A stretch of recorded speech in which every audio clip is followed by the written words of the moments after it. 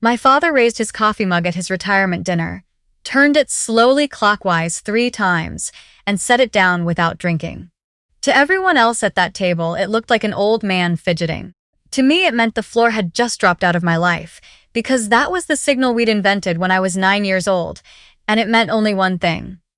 I am in trouble. Get me out.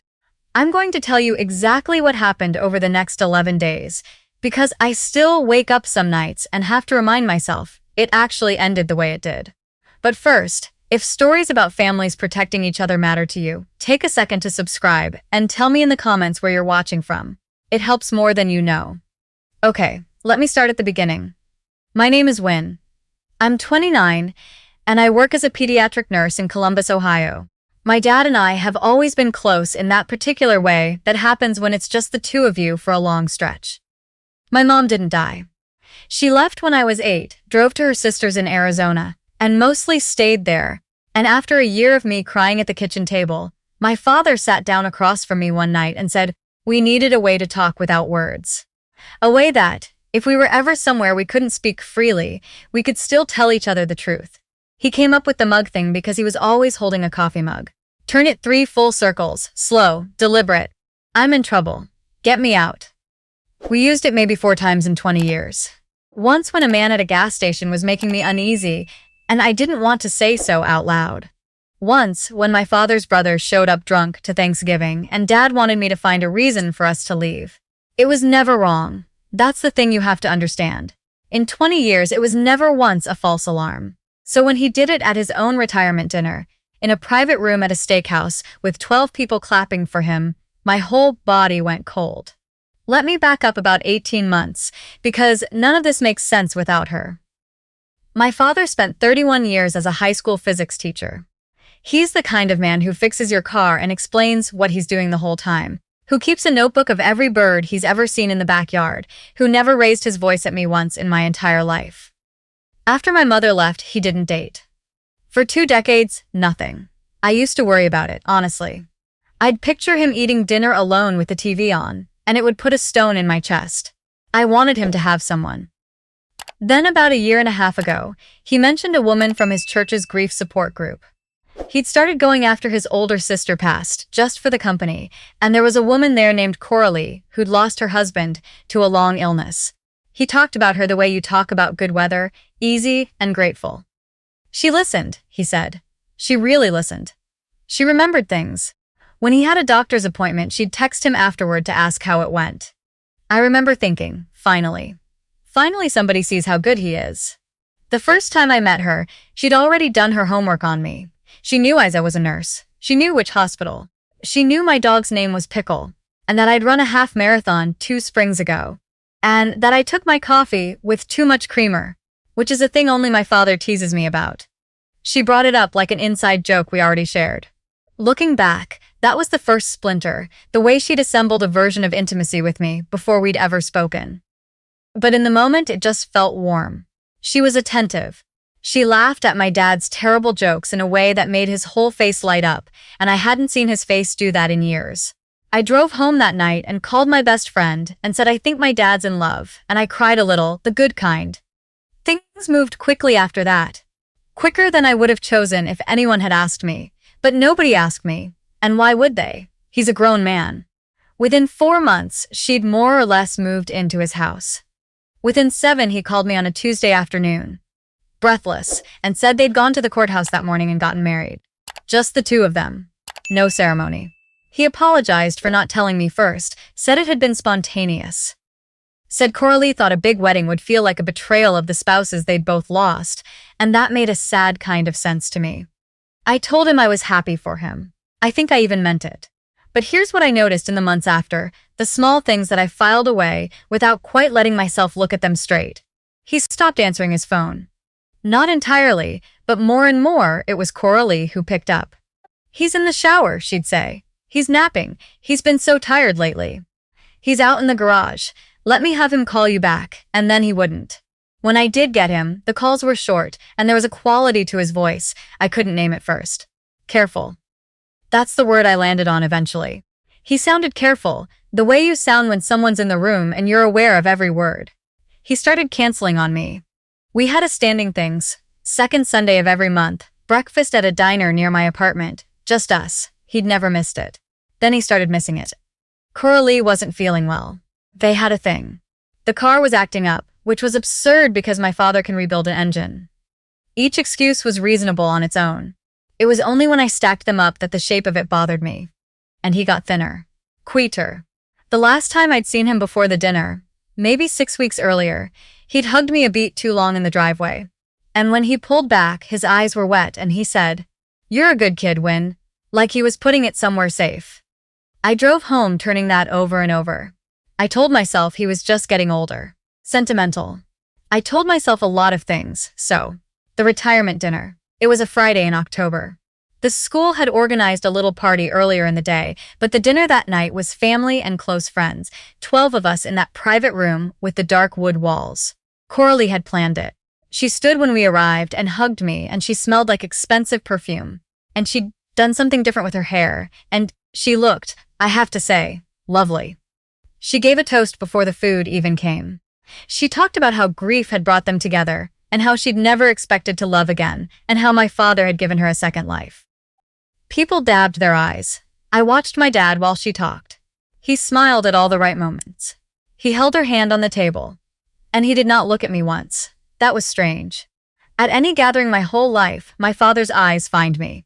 It's automatic, a thing he does without thinking, a check-in. That night he kept his gaze on his plate, on Coralie, on the middle distance, anywhere but me, and the longer it went the more wrong it felt. The food came. Conversation got loud and warm. Someone asked my father about his retirement plans, and Coralie answered for him. Said they were going to sell his house and travel.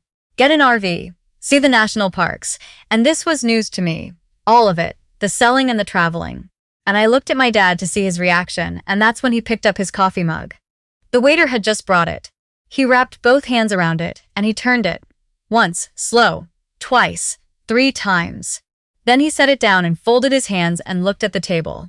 I have never had to work so hard to keep my face still. Everything in me wanted to stand up and scream. Instead, I picked up my water glass and laughed at something my dad's old colleague was saying, and I had no idea what the joke even was. Because that was part of the code too, the unspoken second half. If he was signaling, it meant he couldn't say it out loud, which meant I couldn't react. Don't react. Be normal. Get him out quietly. So I started watching her, and once I was actually watching, I couldn't unsee it. Coralie never let him drift. If he started to answer a question, she'd touch his arm and finish his sentence. When his old principal asked him directly how he was feeling about retirement, she said, "Oh, he's thrilled, aren't you, honey?" And my father said, "I'm thrilled," in a voice with nothing behind it. When his phone buzzed in his shirt pocket, she reached over and took it out and glanced at the screen and slid it into her own purse, smooth as anything, like a thing they'd agreed on, except I saw his jaw tighten. At one point, I caught him alone. Coralie had gone to the restroom and his friends were arguing about football, and I leaned over and said, "Lo, Dad, what's wrong?"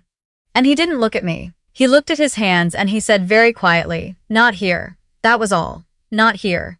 And then Coralie was back, sliding into her chair, and she smiled at me. And there was something in that smile, an assessment, like she was reading a thermometer to see if I was running hot. When the dinner ended and people were getting their coats, I hugged my father goodbye and he held on, the way he had in the driveway 6 weeks before, and into my ear, so quiet it was almost just breath, he said, "She has my passwords, all of them." And then he straightened up and said, loud and bright, "Drive safe, kiddo," like he'd told me nothing at all. I drove home and I didn't turn the radio on. My husband, I should have mentioned him, his name is Reed. We'd been married 2 years, was up when I got in. And he took one look at my face and made tea and sat down and said, "Tell me." And I told him all of it. The mug, the passwords, the careful voice, the selling the house I'd never heard about. And Reed, who is the steadiest person I know, didn't tell me I was overreacting. He said, "Okay, so we don't ignore it." And something in my chest unclenched a little, because I wasn't alone in it anymore. That night I barely slept. I kept doing the math. My father had a teacher's pension, a 403. He'd built up over 30 years, the house he'd paid off, and a savings account he'd been adding to since before I was born, the one he always called your inheritance, whether I wanted to hear it or not. It wasn't a fortune, but it was everything he had. And a woman he'd known for 18 months had his passwords and was telling people they were going to sell the house. The next morning I called him. Coralie answered. He's resting, she said. He overdid it last night, all that excitement. I asked her to have him call me. She said of course, warmly, and he didn't. I called again at lunch, no answer. That evening a text came from my father's number and it read, "Had a great time, honey, tired, talk soon, love you."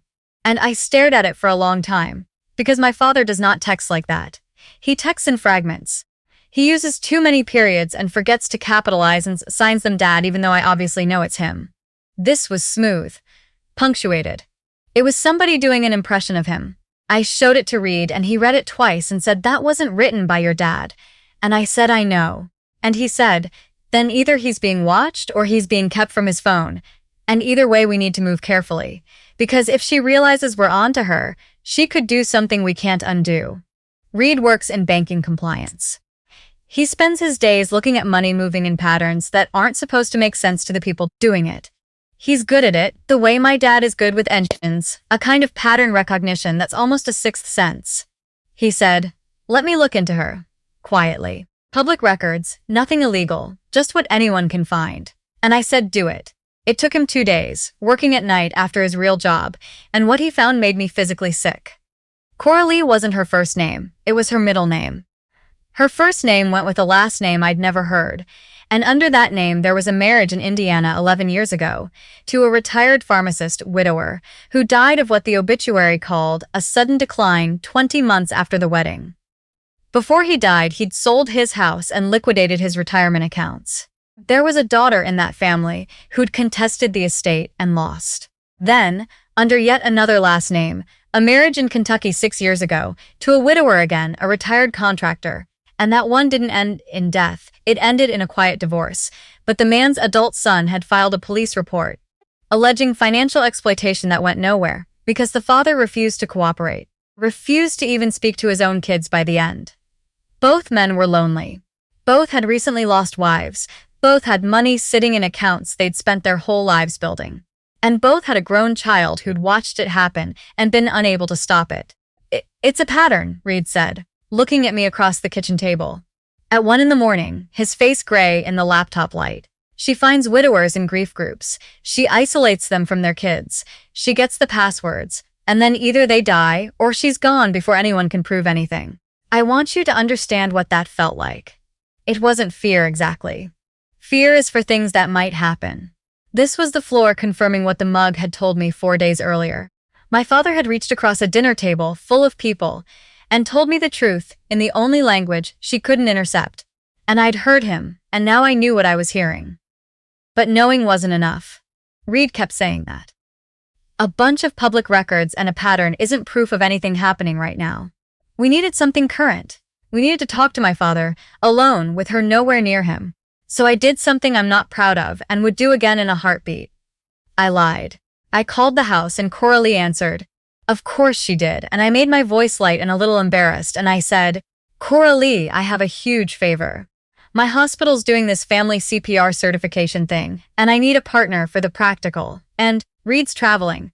Would you possibly come Saturday morning? It's just 2 hours. I'd owe you forever. I picked CPR because I knew she couldn't easily refuse the nurse daughter asking for help, and because it would get her out of the house and across town, and because 2 hours was exactly enough. She paused. I could hear her calculating. Then she said, Of course, sweetheart, I'd love to spend time with you. Just the two of us. And the sweetheart landed on me like a cold hand. We made the plan. Saturday, 9 a.m. A community center on the far side of Columbus, 40 minutes from my father's house. Saturday morning, I dropped Reed 2 blocks from my dad's. I met Coralie at the community center and walked her into a room where, yes, there was an actual CPR class happening because I'd registered us for a real one to make the lie hold, and I spent 2 of the longest hours of my life kneeling over a plastic dummy next to the woman who was draining my father's life, smiling at her, thanking her, while my husband sat in my father's living room. Reed told me about it later. He'd knocked, and my dad had answered, and when he saw it was Reed alone, no Coralie, something in him just collapsed, Reed said. Like a man who'd been holding his breath for months. They sat down, and Reed said, plainly, We know about Indiana, and we know about Kentucky, and my father put his face in his hands. It all came out then. She'd had his passwords within a month of moving in, framed it as practical. What if something happens to you? I need access. She'd had him add her to his bank accounts. She'd already moved his savings, my inheritance, the account he'd fed for 30 years, into a joint account she controlled, and she'd listed his house with a realtor he'd never met, forging or pressuring his signature. He was vague on which, on the paperwork. And the reason he hadn't called me, hadn't fought, hadn't run, was this. She'd told him that if he tried to leave or warn anyone, she'd go to the state and to me with a story that he was declining, confused, not safe alone, and she had things she'd saved up to sell it. Texts he'd sent her in the early grief-fog days that she'd kept. Things he'd said when he was at his lowest after his sister died, that out of context made him sound lost. She'd told him she'd make sure he spent his last years in a facility, declared incompetent, and that I'd be told he was a danger to himself. And my father, who is the most rational man I've ever known, had believed her enough to be paralyzed by it. Because grief does that. It makes you doubt your own mind, and she knew exactly how to find the seam. Reed recorded the conversation, with my dad's permission, on his phone, not as a trap, as a life raft. My father, in his own voice, laying out what had been done to him. When Coralie and I finished the CPR class, she checked her phone in the parking lot, and her whole posture changed. 3 missed calls, I imagine, or a neighbor's text. I never found out exactly what tipped her.